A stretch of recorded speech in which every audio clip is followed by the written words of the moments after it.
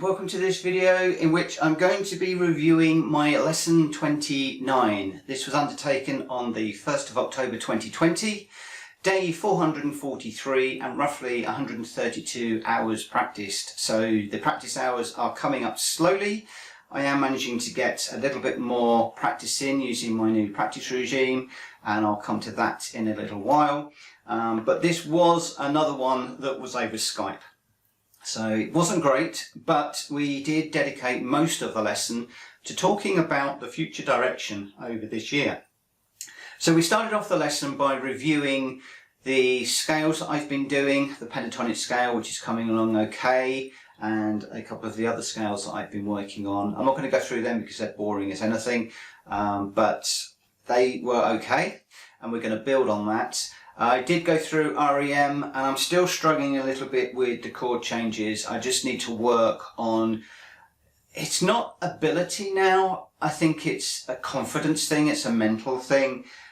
When I get to particularly the G to the G F sharp to the E minor, my brain is just like, oh crikey, here we go, we've got this little chord change coming up, let's just go into overdrive panic mode.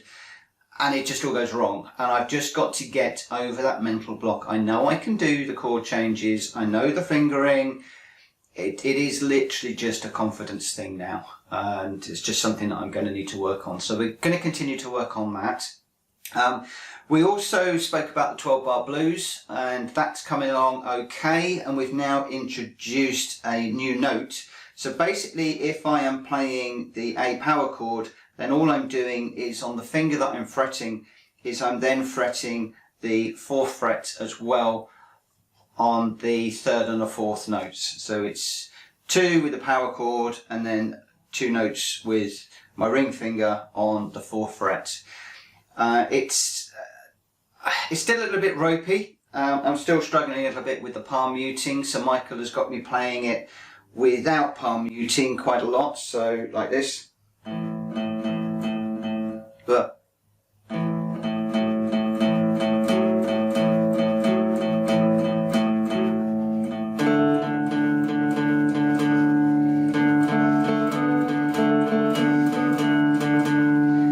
and I'm not convinced I've got it right, because when I listen to those sorts of songs on YouTube and also on Spotify, then there is quite a big pitch difference when you are putting down the 4th fret.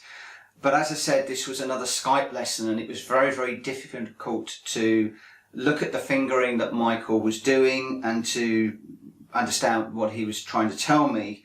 So I am practicing that a little bit, but I'm not focusing on that heavily until we can get together, and I'm not going to cover that too much in this video for those of you that are following me along, until I know exactly what I'm doing, because I am concerned that it's very difficult to pick up when the 4th finger has gone down.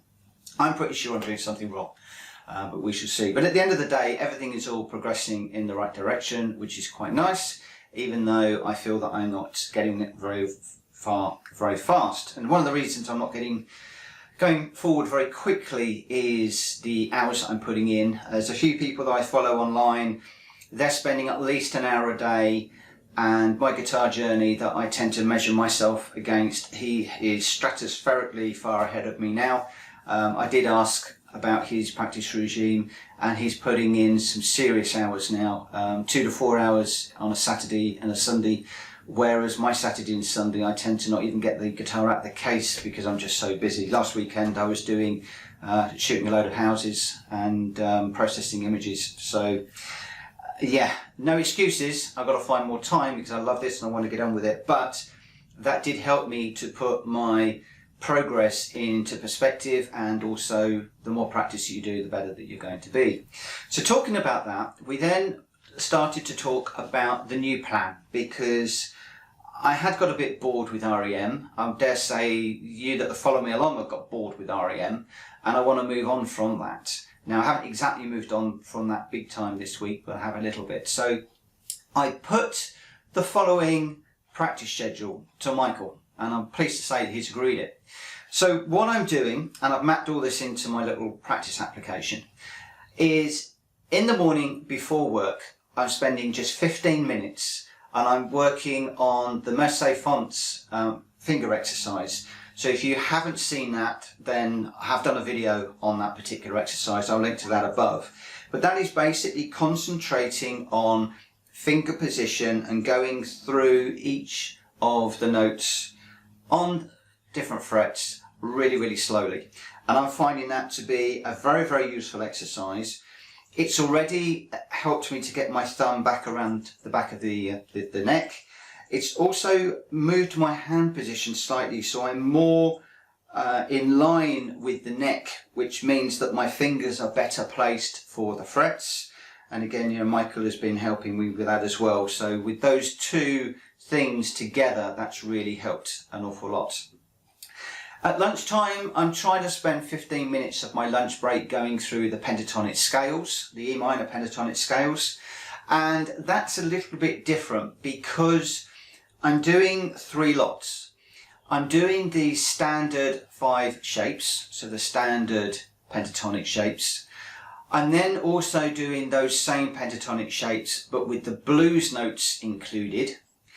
And I haven't made a big thing of it on this channel, but one of the main reasons why I'm holding this guitar and trying to learn is Dave Simpson. He's an amazing guitarist. I love his solos that he does at the intros to his videos, and I thought, well, you know, I'd love to be able to do that one day. He's 18 years in, so maybe in 18 years time I might be a fraction of his ability, but he does some amazing stuff. And he did a video recently about his theory, and again I'll link to that in the description below. He spoke about the theory that he's learnt and very little of it, and also he referenced one of his videos which is called Unlocking the Neck. Fantastic videos which turned an absolute light bulb on in my head and gave me the confidence to push forward with these pentatonic scales. So the third of the 3 that I'm doing is the pentatonic scales, but with Dave Simpson's extra note shapes in there. And we just put this, let's turn the amp off, put the guitar over here for a second, and I'll show you something that I've done. Now, if you're interested in these, please comment below and I'll make them available, you know, free on my Patreon page. But what I have done is using the shapes, and David did this, he had this all drawn out in his video and I've basically copied it, so thank you David for that. But I've done the 5 shapes right the way along the neck with all of the notes to help me to learn the notes. I've also made a note of the special notes that Dave puts in and also the blue notes. This is all on the E minor and the G major, and if you watch his video you will realise why we've gone for the E minor and the G major, because they complement each other. I then got the basic diagram but without the notes on them, so I tend to follow that quite often. And then I've also got each of the 5 shapes in the first position, so that's the higher, lower register, so further down the neck board, up the neck board. I always get it a bit wrong, nearest to the neck. But again, this shows the fingering and also Dave's special notes and the blues notes. So it's very quick and easy for me to follow this. And I'm working on the first shape in the first position at the moment, which is dead easy, because it's exactly the same as the, I think it was A minor pentatonic that I was playing at the 5th fret, and you just move that up the neck to the first position. And it's quite nice because the first note that you play is an open string, and in fact every other note is an open string, so it's quite nice and easy. And then I'm going to be moving on to shape 2 when I've got that one nailed. So again, if you would like me to make those diagrams available, please let me know and I will put them up into my Patreon page. So that's basically what I am doing for lunch, pentatonic scales. And then in the evening, I want to do what Steve Stein refers to as ego songs and project songs. I was aware of the concept, just not the terms. I want to go back to a song that I can learn easily, which is basic strumming along to a backing track like I did with Chasing Cars and Heroes. Something that I could now learn over a couple of weeks, and something that will just, you know, lift my spirits rather than getting bogged down in what I refer to as a project song like REM, where I'm trying to learn string skipping or palm muting or a different skill. Now the project songs will go on for however long it takes to master that particular technique, but at least I'll have the ego song that I can just jam along to. In particular, now that I've got the Positive Grid Spark amp, I'm hoping that I can pull that track up, slow it down, and then practice along to that as far as the ego song is concerned. So a much more structured practice regime, one that I hope that I will be able to stick to. There will be some days where I won't be able to, I'm quite aware of that, but thus far I'm doing pretty well on that particular practice schedule. So that's it. That was lesson 29. Very, very positive. I came away from it in good spirits, and I'm hoping that that's going to enable me to have a really solid platform on which I can build through the rest of 2020 and into 2021, leading up to my 2nd anniversary. So anyway, I hope that you like this video. If you do, please consider hitting the like button. It's very much appreciated. Also, if you haven't already subscribed and you're new to the channel, welcome, and please consider hitting the subscribe button. It's very, very much appreciated. I'm trying to grow this channel, and especially as my talents grow, or my skills grow. I don't think there's an awful lot of talent in there, but as my skills grow, I'd like to, I've got sort of plans for all sorts of things coming up over the next couple of years.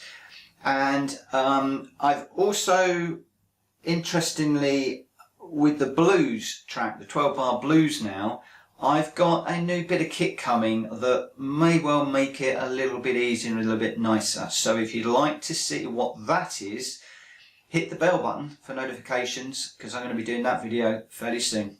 Anyway, thank you very much for watching. Take care, stay safe, and I'll see you again very soon. Bye bye.